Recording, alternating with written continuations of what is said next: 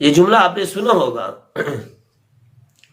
جیسے بڑے ویسے چھوٹے، کیونکہ چھوٹے ہمیشہ بڑوں کی نقل کرتے ہیں، ان کی نقالی کرتے ہیں، چاہے وہ اچھے کام کے اندر ہو برے کام کے اندر ہو۔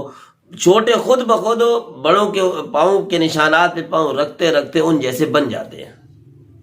چھوٹوں کو بنانے میں کوئی زیادہ دیر نہیں لگتی، ان کے سامنے وہ شیشہ ہوتا ہے، اسی کو دیکھ کر وہ چلتے چلے جاتے ہیں۔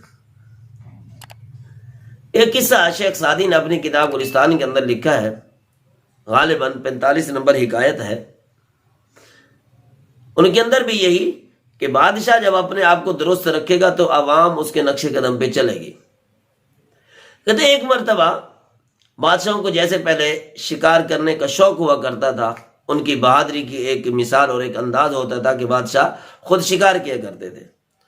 نوشیروان بادشاہ شکار کے لیے نکل گیا تو کچھ جانور انہوں نے پکڑے، شکار ہو گیا، اب اس کو بھوننا تھا، نمک کی ضرورت تھی۔ تو قریب ایک بستی تھی، ایک بندے کو منتخب کیا جائے بھائی یہ نمک لے کے آئے۔ تو بادشاہ نے کہا ٹھہرو، یہ پیسے لو، خرید کر لے آنا، مفت میں نہیں لانا۔ بادشاہ کے جو ایلچی تھا، جو قریبی تھے، انہوں نے کہا بادشاہ سلامت، معمولی سی چیز ہے، کیا پیسے اس کے لیے؟ میں کہا بھائی بات یہ ہے، آج اگر میں ایک نمک بھی مفت ان سے لوں گا نا، کل کو تم ان کے باغ، ان کے درخت اکھاڑ کے لے جاؤ گے کہ ہمارے بادشاہ نے تم سے یہ چیز لی تھی تو مفت لی تھی، تو ہم بھی اسی کے پیچھے چلنے والے ہیں، اسی بادشاہ کو ماننے والے ہیں، تو ہمیں بھی یہ چیزیں مفت دو۔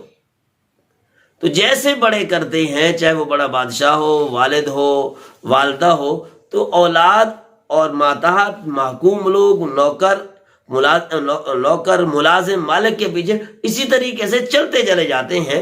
ان کی کوئی خاص تربیت کا الگ انداز رکھنے کی ضرورت نہیں ہوتی۔ سب سے زیادہ ماحول جو کام کراتا ہے وہ کوئی اور کتاب بھی نہیں کرا سکتی۔ اس لیے سب سے زیادہ ضرورت ہے کہ ماحول کو صاف ستھرا بنائیں اور نیک لوگوں کے پیچھے چلیں، جس طرح قرآن کا فرمان ہے یا ایھا الذین آمنوا اتقوا اللہ وکونوا مع الصادقین، اللہ سے ڈرتے ہوئے نیک لوگوں کے ساتھ ہو جاؤ تو انشاءاللہ مقدر بھی پھر اچھا ہی بنے گا۔